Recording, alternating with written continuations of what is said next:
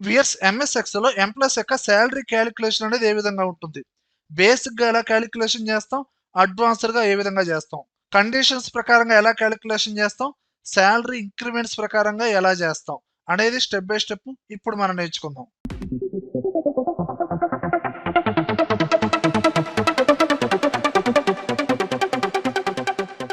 చూడండి వేర్స్ ఇక్కడ ఒక ఎంప్లాయీ టేబుల్ ఫార్మేట్ ఇచ్చానండి. ఇందులో ఎంప్లాయీ ఐడి, వాళ్ళ నేము, డెసిగ్నేషన్, వాళ్ళ శాలరీ. ఇది ఒక ప్రైవేట్ ఎంప్లాయీ లిస్ట్ అండి.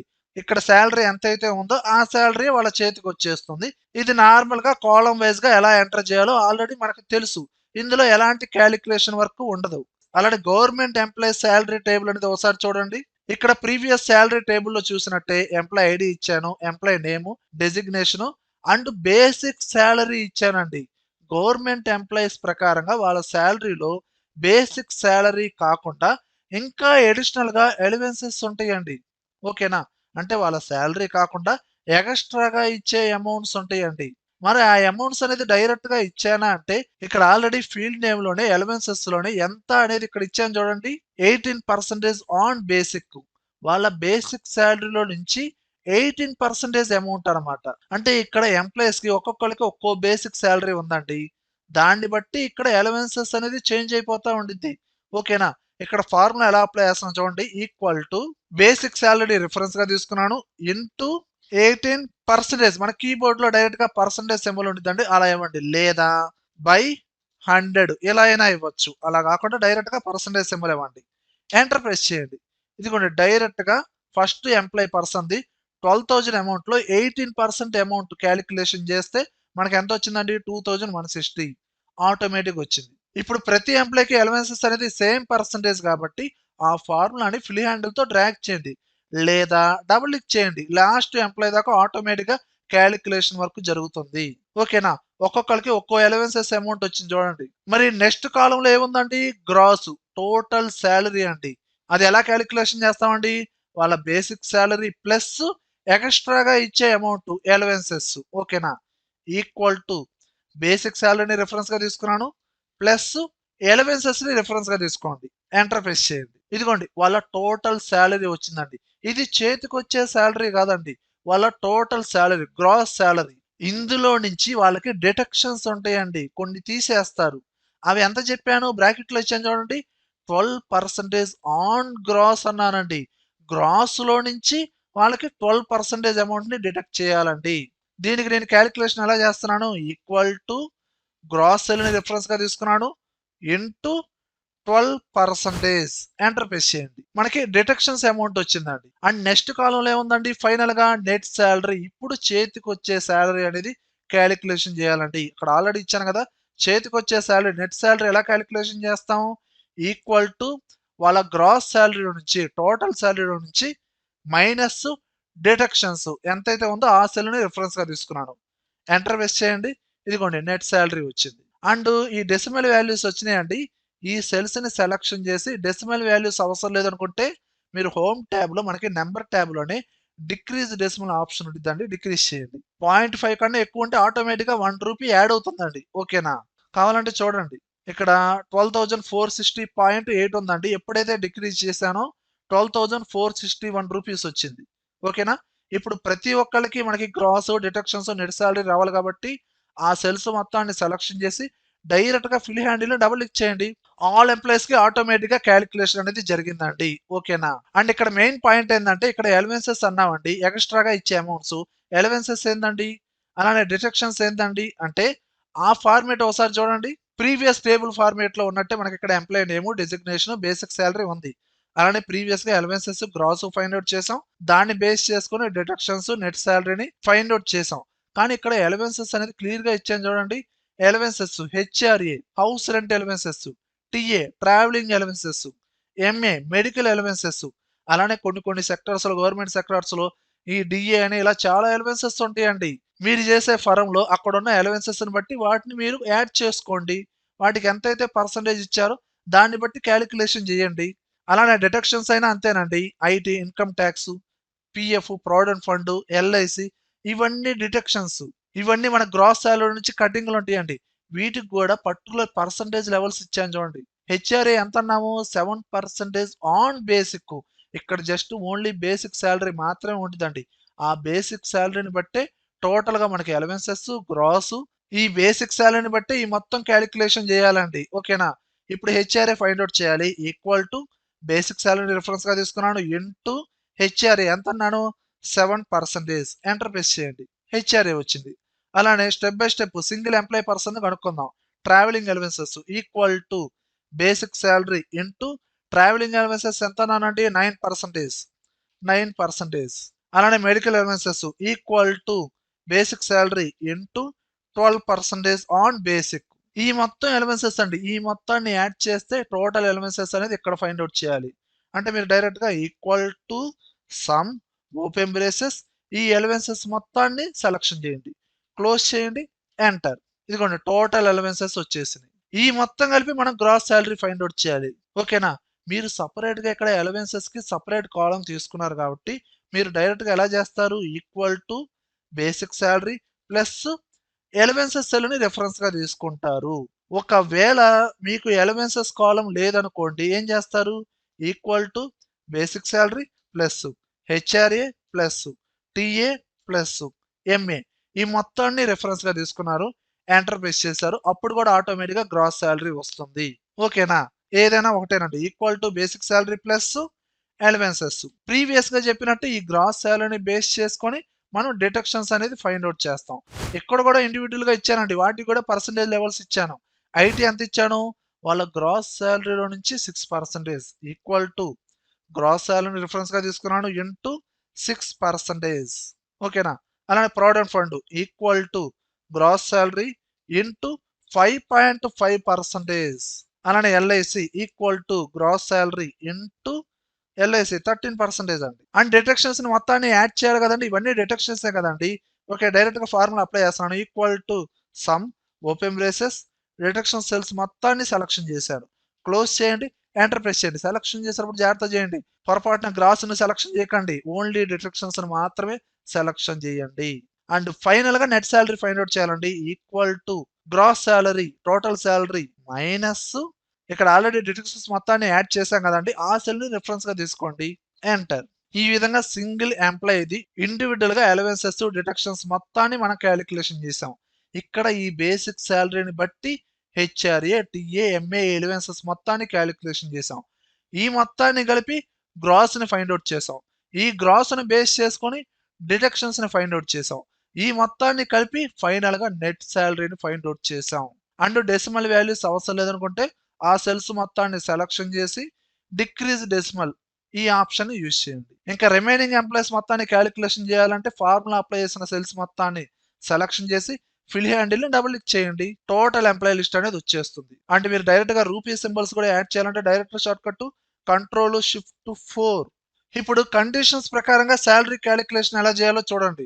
చూడండి వ్యూయర్స్ ప్రీవియస్ ఫార్మాట్ లాగే ఉందండి. వాళ్ళ ఎంప్లాయీ నేమ్ ఇచ్చాను, డెసిగ్నేషన్, బేసిక్ శాలరీ ఇచ్చాను, ఎలివెన్సెస్ మాత్రం రెండే ఇచ్చానండి. హెచ్ఆర్ఏ ఎంఏ ఎన్నైనా ఇవ్వచ్చు. అలానే డిటెక్షన్స్ కూడా రెండే ఇచ్చాను. ఐటీ పిఎఫ్ ముందుగానే క్యాలిక్యులేషన్ కూడా చేసేసానండి. డైరెక్ట్ గా ప్రీవియస్ గా మన ఫార్ములాస్ ఎలా అయితే అప్లై చేసామో వాళ్ళ బేసిక్ శాలరీ నుంచి 7% HRA 12% medical allowances IT PF ఇవన్నీ కనుక్కున్నాను. ఓకే అంతా బాగానే ఉంది. కానీ ఇక్కడ కండిషన్స్ ఏంటంటే ఇక్కడ ఏమన్నానండి హెచ్ఆర్ఏ బ్రాకెట్లు ఏమి ఇచ్చాను అప్ టు 2000. వాళ్ళ హెచ్ఆర్ఏ అనేది 2000 అమౌంట్ కన్నా క్రాస్ అవ్వకూడదండి. ఎగ్జాంపుల్ ఏంటంటే మనం ఆన్లైన్ లో ఏదైనా ప్రోడక్ట్ ని పర్చేజ్ చేసేటప్పుడు ఫలానా ఎస్బీఐ క్రెడిట్ కార్డ్ మీద 10% డిస్కౌంట్ అంటారండి. మీరు 1 lakh ప్రోడక్ట్ పర్చేజ్ చేశారు. 1 lakh కి 10% ఎంత 10,000. 10,000 డిస్కౌంట్ ఎవరండి మాక్సిమం 2000 మాత్రమే ఇస్తారు. అర్థమైందా? ఒకవేళ మీరు 10,000 మొబైల్ పర్చేజ్ చేశారండి.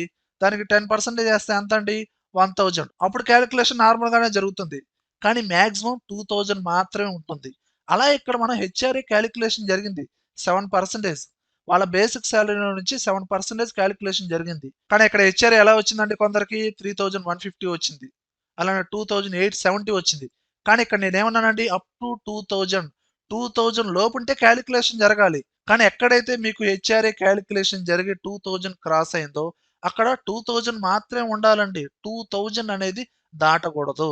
మరి దీనికి కండిషన్ ఎలా అప్లై చేస్తామంటే డైరెక్ట్ ఫార్ములా ఏంటంటే equal to minimum MIN open braces basic cell ని రిఫరెన్స్ గా తీసుకోండి ఇంటూ హెచ్ఆర్ఏ ఎంత క్యాలిక్యులేషన్ జరగాలి 7%, 7%, కామా కానీ మాక్సిమం ఎంత ఉండాలండి 2000 కామా తర్వాత మీరు మాక్సిమం ఎంత అయితే ఉండాలో ఆ అమౌంట్ క్రాస్ అవ్వకూడదు ఏ అమౌంట్ అయితే క్రాస్ అవ్వకూడదు ఆ అమౌంట్ అనేది ఎంటర్ చేయండి 2000 అయితే 2000 1500 అయితే 1500 ఇచ్చేసి క్లోజ్ చేసి ఎంటర్ ప్రెస్ చేశాను ఇప్పుడు ఫిల్ హ్యాండీలో డబుల్ క్లిక్ చేశానండి లేదా డ్రాగ్ చేశానండి ఇక్కడ చూడండి కొందరికి ఓన్లీ 2000 ఇదిగోండి 2000 లోపు ఉంటే క్యాలిక్యులేషన్ జరిగింది కానీ 2000 మాత్రం క్రాస్ అవ్వలేదండి ఓకేనా అంటే బేసిక్ శాలరీ ఎంతైనా ఉండేవండి 2000 క్రాస్ అవ్వకుండా మాక్సిమం 2000 మాత్రమే మనకి హెచ్ఆర్ఏ అమౌంట్ అనేది మనకి క్యాలిక్యులేషన్ జరిగిందండి ఓకేనా అండ్ నెక్స్ట్ కాలంలో చూడండి మెడికల్ అలవెన్సెస్ ఇక్కడ ఏమన్నానండి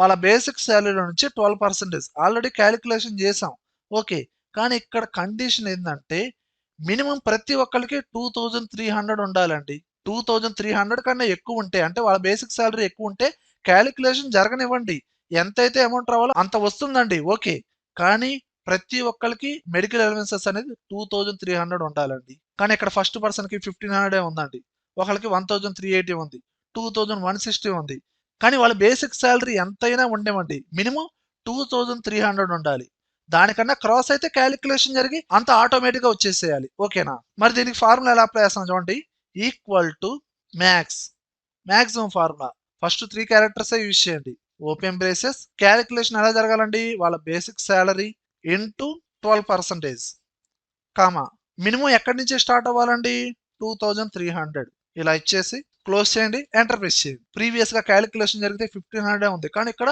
2300 వచ్చింది ఫిల్ హ్యాండిల్ తో డ్రాగ్ చేయండి లేదా డబుల్ క్లిక్ చేయండి ఇదిగోండి ఎక్కువైతే క్యాలిక్యులేషన్ జరిగింది కానీ మినిమం ప్రతి ఒక్కరికి 2300 ఉందండి ఓకేనా ఈ విధంగా కొన్ని ఫర్మ్స్ లో ఇలా కొన్ని కండిషన్స్ ఉంటాయండి దాన్ని బేస్ చేసుకుని ఇలా మనం శాలరీ క్యాలిక్యులేషన్ అనేది చేయాల్సి వస్తుందండి ఓకేనా ఇప్పుడు శాలరీ ఇంక్రిమెంట్ క్యాలిక్యులేషన్ అనేది ఏ విధంగా ఉంటుందో చూడండి బేసిక్ గా శాలరీ ఇంక్రిమెంట్ క్యాలిక్యులేషన్ ప్రకారంగా చూసుకుంటే ఇక్కడ ఎంప్లాయ్ ఐడి వాళ్ళ నేమ్ వాళ్ళ శాలరీ కూడా ఇచ్చానండి డైరెక్ట్ శాలరీ ఇచ్చాను ఎవరెవరికి ఎంత ఇంక్రిమెంట్ చేయాలో పర్సంటేజ్ రూపంలో ఇచ్చానండి ఒక్కొక్కరికి ఇంక్రిమెంట్ పర్సంటేజ్ లెవెల్స్ అనేది ర్యాండమ్ గా ఉన్నాయండి ఇప్పుడు మనం ఇంక్రిమెంట్ శాలరీని క్యాలిక్యులేషన్ చేయాలంటే ఎలా చేస్తాం formula equal to salary into ఎంతైతే ఇంక్రిమెంట్ చేయాలో ఆ పర్సంటేజ్ సెల్ ని రిఫరెన్స్ గా తీసుకున్నాను ఎంటర్ ప్రెస్ చేశాను ఓన్లీ ఇంక్రిమెంట్ శాలరీ మాత్రమే వచ్చిందండి ఇప్పుడు న్యూ శాలరీ ఫైండ్ అవుట్ చేయాలంటే equal to previous salary plus increment salary ఈ 2 సెల్స్ ని రిఫరెన్స్ గా తీసుకున్నాను ఎంటర్ ప్రెస్ చేశాను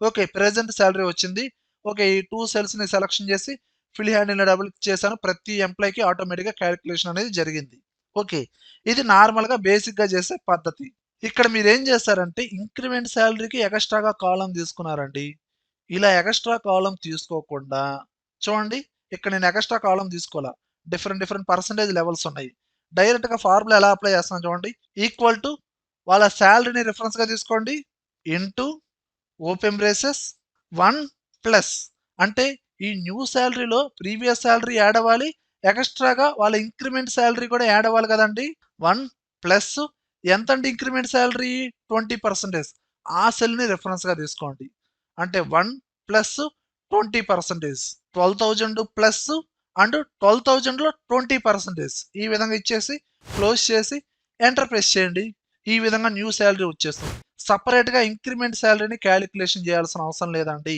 ఇప్పుడు ఫిల్ హ్యాండిల్ డబుల్ ఇచ్చేయండి ఆటోమేటిక్ గా ప్రతి ఎంప్లాయీ క్యాలిక్యులేషన్ జరుగుతుంది ఇక్కడ ఒక్కొక్కరిది ఇంక్రిమెంట్ శాలరీ అనేది డిఫరెంట్ గా ఉంది కాబట్టి ఫార్ములా అనేది ఇలా అప్లై చేస్తామండి ఓకేనా ఒకవేళ ఒకే లెవెల్లో ఉందనుకోండి ఇంక్రిమెంట్ శాలరీ ఇక్కడ ఈ ఎంప్లాయీ లిస్ట్ చూసుకుంటే ప్రతి ఒక్కరికి 10% యాడ్ అవ్వాలండి అప్పుడు నేను ఫార్ములా ఎలా అప్లై చేస్తున్నాను ఈక్వల్ టు శాలరీ ఇంటూ 1.1 ఈ విధంగా తీసుకున్నాను 1.1 ఏందండి అంటే చూడండి ఇక్కడ 10% అనుకోండి ఎలా తీసుకోవాలి 1.1 ఎలా అంటే న్యూ శాలరీలో నార్మల్ శాలరీ కూడా యాడ్ అవ్వాలి 100% ప్లస్ 10% అన్నాం 10% టోటల్ గా 1.1 ఒకవేళ వాళ్ళ ఇంక్రిమెంట్ అనేది 25% అనుకోండి 1.25 8% అయితే 1.08 ప్రతి ఒక్కరికి సేమ్ పర్సంటేజే కదండి డైరెక్ట్ గా ఫార్ములా ఎలా అప్లై చేయొచ్చు బేసిక్ శాలరీ ఇంటూ 1.1 ఇప్పుడు ఫిల్ హ్యాండిల్ డబుల్ క్లిక్ చేయండి.